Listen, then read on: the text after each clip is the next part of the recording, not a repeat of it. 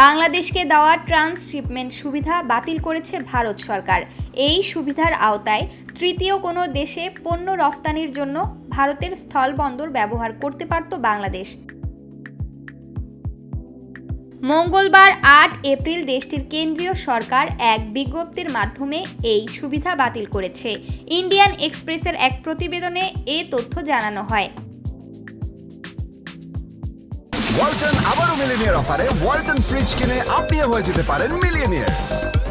Millionaire ছড়াছড়ি দেশ জুড়ে, এটা শুধু ওয়ালটনই পারে। ভারতের দেওয়া এই ট্রান্সশিপমেন্ট সুবিধার মাধ্যমে ভারতীয় ভূখণ্ড ব্যবহার করে নেপাল, ভুটান ও মিয়ানমারের মতো তৃতীয় দেশে সহজে পণ্য পাঠাতে পারত বাংলাদেশ।